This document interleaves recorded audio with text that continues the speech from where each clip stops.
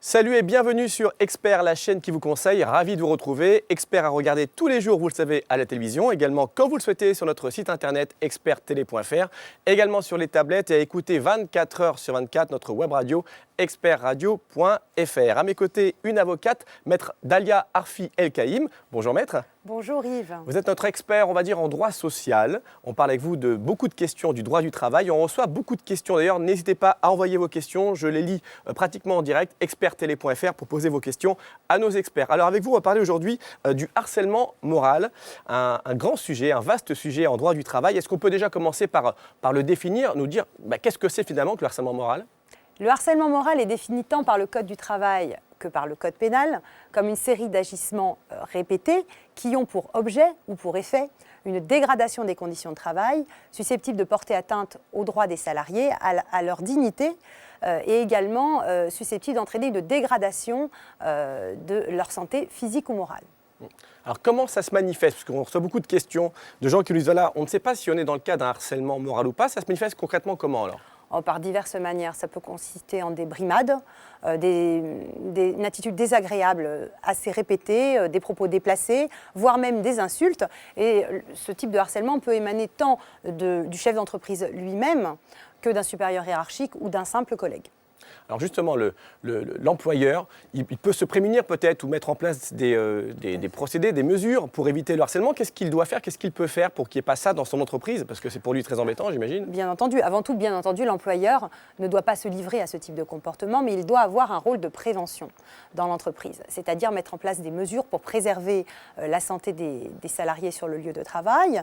Il doit s'assurer que les salariés font bien appel de façon régulière aux médecins du travail. Il faut savoir que dans les entreprises qui ont au moins 10 salariés, il y a des délégués du personnel qui ont un devoir d'alerte, de la même manière que le médecin du travail a un devoir d'alerte. Et à partir de 20 salariés dans l'entreprise, l'employeur doit établir un règlement intérieur qui rappelle les dispositions du Code du travail applicables au harcèlement moral.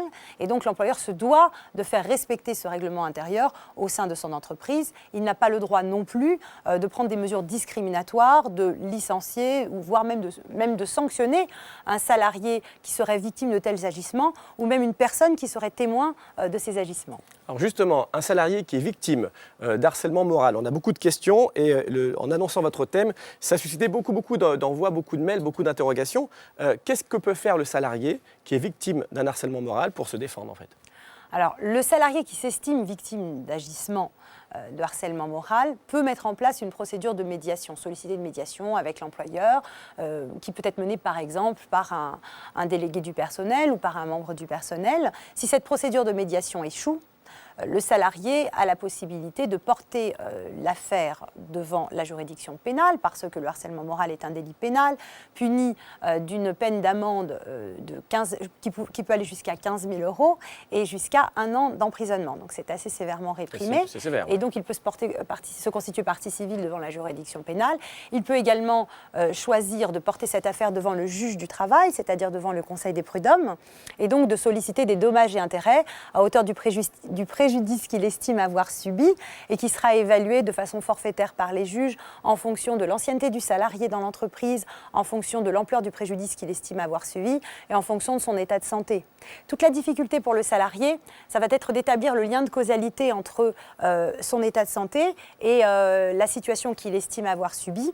Et donc, il faut qu'il apporte la preuve devant le Conseil des prud'hommes des faits qu'il avance. Alors moi, je dis souvent à mes clients salariés, n'hésitez pas à échanger des mails avec votre employeur, à solliciter des témoignages de clients ou d'anciens salariés, parce que c'est toujours difficile d'obtenir des témoignages des gens qui sont encore sur place. Ouais. Et puis, j'ai eu notamment récemment dans une procédure, un salarié qui n'a pas hésité à faire constater par un huissier de justice un échange de textos un peu menaçant avec son employeur. Donc, il faut garder des traces, constituer un dossier au cas où. La preuve est libre devant le Conseil de prud'hommes. Alors, dernière question, très rapidement, maître Arfi El-Kaïm, mais question, vous en doutez, très importante, on ne pouvait pas y échapper, et beaucoup de personnes nous ont écrit sur experttélé.fr, c'est la question du harcèlement sexuel, puisqu'on a entendu qu'il y a quelques semaines, tout récemment, la loi sur le harcèlement sexuel a été abrogée. C'est-à-dire que toutes les actions en cours sont finalement annulées. Alors ça a suscité beaucoup d'interrogations. Qu'est-ce qu'on peut en dire alors sur ça? Effectivement, suite à la question prioritaire de constitutionnalité soulevée devant le Conseil constitutionnel, le délit d'harcèlement sexuel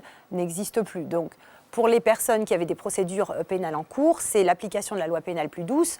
Et donc, ces personnes ne pourront plus poursuivre la procédure qui était pendante devant les juridictions et vont devoir recommencer une procédure avec une autre qualification telle qu'agression sexuelle. Maintenant, il faut savoir que sur le plan du droit du travail, le harcèlement sexuel reste complètement prohibé.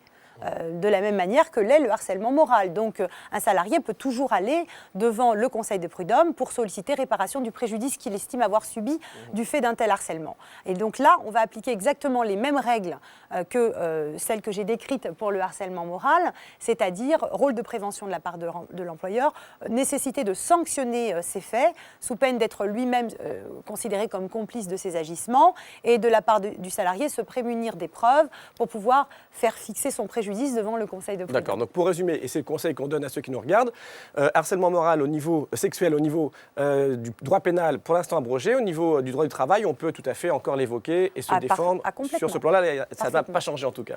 Tout à fait. Merci beaucoup pour ces précieux conseils, maître Dalia Arfi El-Kaïm. Je rappelle que vous êtes avocate au barreau de Paris. Restez avec nous sur Expert, la chaîne qui vous conseille. Dans un instant, d'autres conseils d'experts. À tout de suite.